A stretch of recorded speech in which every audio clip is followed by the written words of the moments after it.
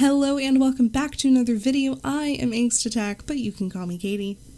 On this Taboo Tuesday, I'll be laying the groundwork for next week's episode. We're going to be discussing the harmfulness of exposing your children intentionally or unintentionally to sex, sexualization, and similar aspects of current media.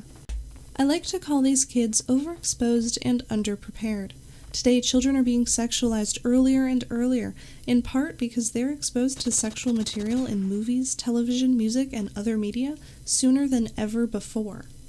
With widespread access to the internet, curious teens and preteens may accidentally or intentionally be exposed to millions of pages of material that are uncensored, sexually explicit, often inaccurate, and potentially harmful.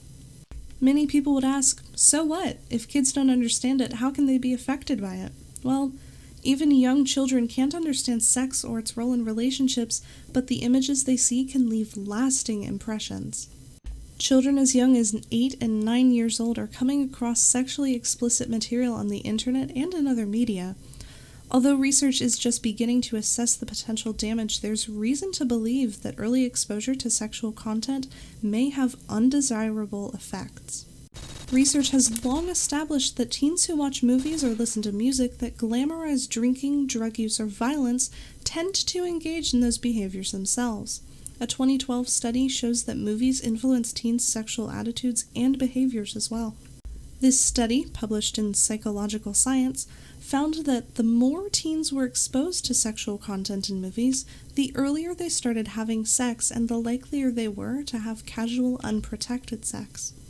In another study, boys who were exposed to sexually explicit media were 3 times more likely to engage in oral sex and intercourse 2 years after exposure than non-exposed boys.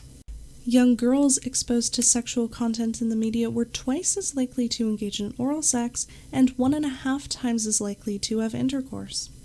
Research also shows that teens who listened to music with degrading sexual references were more likely to have sex than those who had less exposure.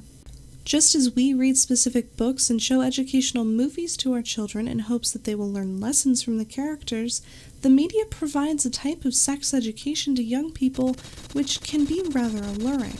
Media messages normalize early sexual experimentation and portray sex as casual, unprotected, and consequence-free. This encourages sexual activity long before children are emotionally, socially, or intellectually ready.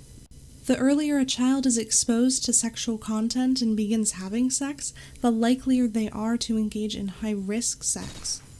In a study by researcher Dr. Jennings Bryant, more than 66% of boys and 40% of girls reported wanting to try some of the sexual behaviors they saw in the media, and by high school, many of them had done so, which increases the risk of sexually transmitted diseases and unwanted pregnancies. Not every child who is exposed to sexual content will struggle with a mental health disorder, but research shows that early exposure to pornography is a risk factor for sex addictions as well as other intimacy disorders. In one study of 932 sex addicts, 90% of men and 77% of women reported that pornography was a factor in their addiction. With the widespread availability of explicit material on the internet, these problems are becoming more prevalent and surfacing at younger ages.